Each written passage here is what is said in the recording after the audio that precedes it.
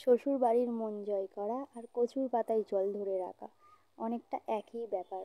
বলো তো বন্ধুরা, আজকে প্রথম এন্ট্রি না দিতে দিতেই আজকে এইসব কথাগুলো কেন বললাম? এইগুলো জাস্ট তোমাদের সাথে শেয়ার করলাম, কারণ তোমরাও তো আমার বাড়ির একজন লোক না। তো এখানে দেখো আমার হাতটা কেটে গিয়েছে, তো কিছু করার নেই। এখানে যদি আমি আমার মায়ের বাড়িতে থাকতাম তো আমার মা আমাকে রান্না বান্না করে খাওয়াতো। তো এখানে আমার একটা ছোট্ট ছেলে আছে, আমার হাজবেন্ড আছে, আমার তো আর কেউ করে দেওয়ার নেই। আমার রান্না আমাকেই করতে হবে হাত পুড়িয়ে। তো যাই হোক, তাড়াতাড়ি রান্না বান্না করে আমি আজকে একটু হসপিটালে যাব, আমার কিছু রিপোর্ট হবে।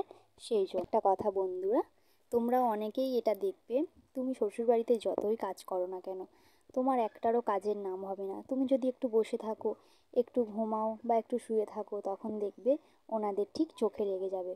কিন্তু হ্যাঁ, এটাও তো ভাবার বিষয়, আমরা যদি বাপের বাড়িতে থাকতাম তাহলে আমাদের মারা তো এরকম বলে না, বা আশেপাশে তো কেউ এরকম বলে না, তাহলে শ্বশুরবাড়িতে কেন এরকম বলে? কারণ দেখো, এখানে নিজের মেয়ে হয়ে ওঠাটা না খুবই কঠিন ব্যাপার। 100টা ঘরের মধ্যে 10টা ঘরের বৌমারাই মেয়ের মতন থাকে, কিন্তু আর বাকি সব জায়গায় এগুলো হয় না। তো তুমি যতই কাজ করো না কেন শ্বশুরবাড়িতে, দেখবে দিনের শেষে ঠিক পাশের বাড়ির বউটারই নাম হবে।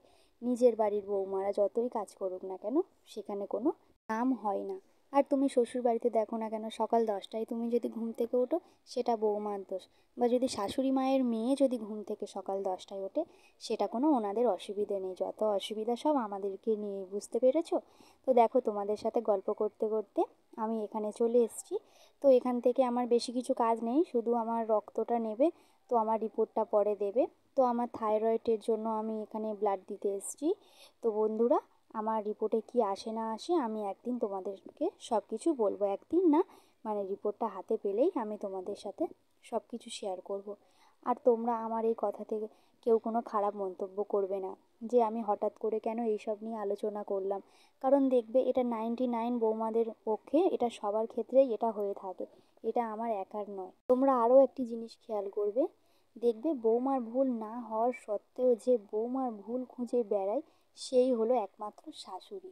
আর বৌমার এতটুকু ভুলকে যে এত বড় করে পাড়ার লোকেদের কাছে গল্প করে, সেটা হলো তোমার ননদ।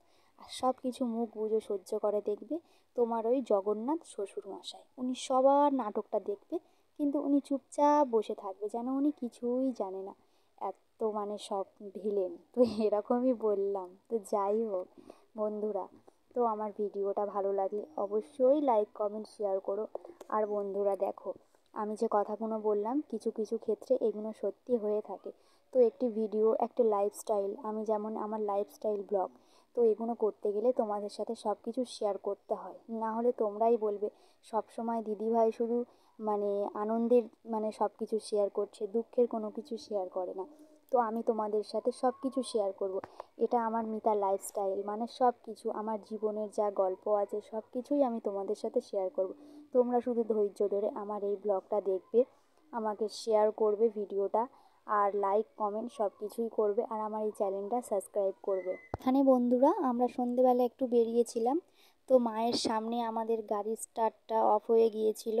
তো মা হয়তো চাইছিল আমরা এসে মাকে দর্শন করি। তো সত্যি মাকে যেই আমরা দর্শন করলাম আমাদের গাড়িটা আবার স্টার্ট হলো। তো সত্যি মায়ের অশেষ কৃপা, মা চাইলে সব কিছুই হয়। তো এই দেখো না, আমার ছেলের গাড়িটা কিনে দিয়েছি, তো গাড়িটা সঙ্গে সঙ্গে ভেঙে দিয়েছে। মানে এত বদমাশ, একটা জিনিসও কোনো দিন ভালোভাবে রাখে না। তার সব কিছু খুলে দেখতে হবে, তার চাকা কোথা থেকে লাগানো, মানে সব কিছু এ টু জেড। ও এত বদমাশ হয়েছে। তো এটা ভেঙে গিয়েছে, এটা আর কি হবে। তো যাই হোক, এখানে রাতে আমি একটু যা হোক করে নেব রান্না বান্না। তো এই যে একটু কুমড়ো আলু কেটে নিয়েছি, আর দুপুরবেলার এই যে লাউ দিয়ে চিংড়ি ছিল। আর আমি দেখো ভালো করে মেখে খেতেও পাচ্ছি না, তোমাদেরকে দেখাচ্ছিলাম সকালবেলা যে আমার হাতটা কেটে গিয়েছে। তো বরমশাই বলছিল আমি ভাতটা মেখে দিই, তো আমি বলছিলাম না না, মেখে দিতে হবে না। তো ভিডিওটা ভালো লাগলে অবশ্যই আমাকে সাবস্ক্রাইব করো।